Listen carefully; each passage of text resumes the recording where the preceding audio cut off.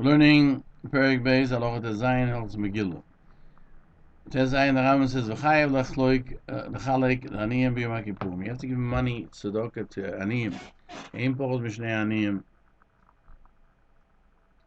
You shouldn't. There's not less than two aniyim. Noisin l'chol echad matona achas or mois or minit avshu. Let's go down to the Peirush on the bottom. That's the mitzvah of matanos avyonim. Ein poich sin mishnei aniyim. You don't give to less than two aniyim. You give each one only one thing. Either money, what type of food, or raw food items. It says you give matonis levyonim, plural to plural. Two matonis to two people, which is one to each one. And you don't check in Mois Purim, but rather whoever puts out his hand, you give him the money of Purim can only be used for Mois Purim, and you have to give it out. Like where you learn it from? So my Mishnah with Science Megillah 7a. Vein medagdigin. So my Mishnah says besides Yerushalmi that you're not medagdig. So you see with the Yerushalmi, without the Yerushalmi, we don't have this part of the Rambam. Shulchan Aruch paskins halacha. Every person should give two matanis to two avyonim. The Mishnah Berurah adds that everybody's chayiv, both men and both women, even the oni on the spana who receives some tzedakah. According to Kama Achonim, he has to give from what they gave him. The Halacha questions if it helps to give an oni avyoy matona amanas la'achzu. But Mishlech Monos it doesn't help because there he has to have the simcha. But if what happens if you don't have money and you want to be mekayim the mitzvah, so can you give it to someone else and I conditionally give it back to you? He doesn't answer obviously. The Mishnah Berurah cites in Pri Megodim.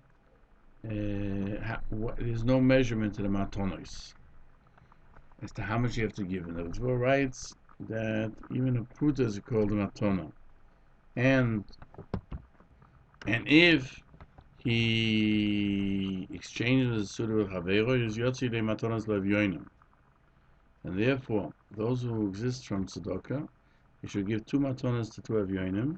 They should give it back to them. Furthermore, Pri Megodim writes you have to give everyone something he can have benefit from it on Purim, food or money that he can give. Now, it says you do not use Purim for any other reason. My Mishnah cites Bob Metzir 78b.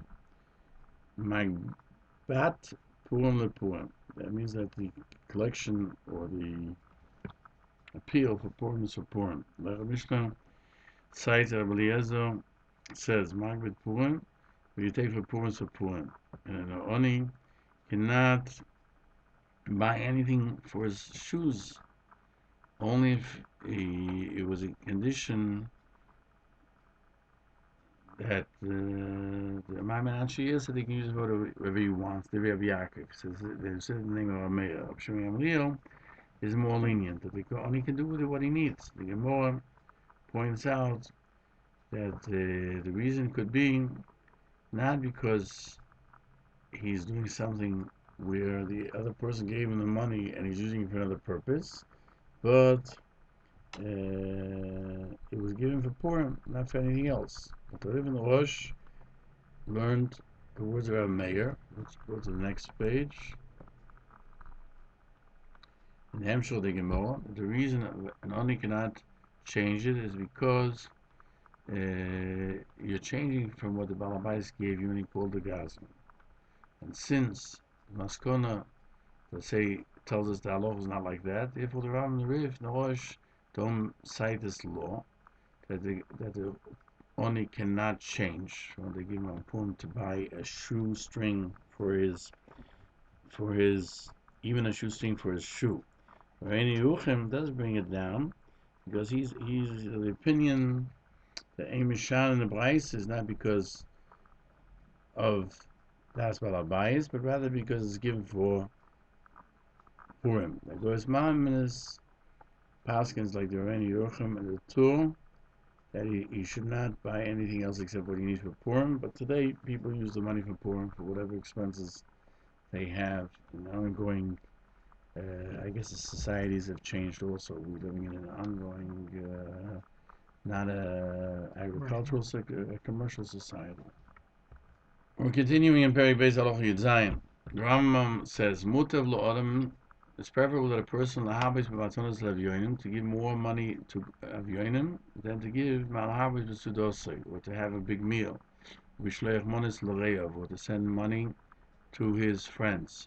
She'ein sham simcha gdoila m'foeres el samer levanim, because there's no greater simcha than to make aniyim happy, Yisayim Rachman L'Tzlan, orphans or almonis or widows and gerim.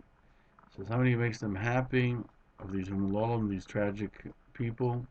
They are similar to the Shechina. It says by the Shechina, Yishayahu, La'acha Yisru Achav Shefolim, to give life to those whose souls are very downtrodden, La'achis Levnit Koim, and to give life to those who are living under great stress. My Mishnah, go down to the Peirush, says the Rabbeinu are worthy of him, meaning of the Rambam's sanctity and his greatness. Hilchos Yontif, he says, when a person eats on the Yontif and drinks on the Yontif, he has to give food as well to a ger, or to an orphan, or to almona, together with the other aniyim who are downtrodden. But somebody who closes his courtyard and he eats, he and his children and his family doesn't give to aniyim, to those who have bitter souls. This is not simchas mitzvah, but it's rather simcha of his own stomach, of his needs. On these it is said, Tivchem kelechem oinen lohem kol oichlo yitamu Lechem lachman l'nafsho. The Yeshua says that their offerings are like personal things for themselves because they mean themselves. Simcha gezu kolinu lahem. This is not a good item for them. Shenema zorisi perish al pneichem perish chagechem. Baruch tells us that he will place the dung on our faces, the dung of what we celebrated. But when you give a ger yosef almon to eat with other aniyim who are destitute, it is similar to the Shechina, as the Rambam writes, la'achis, or shpolim la'achis leibnis kuim.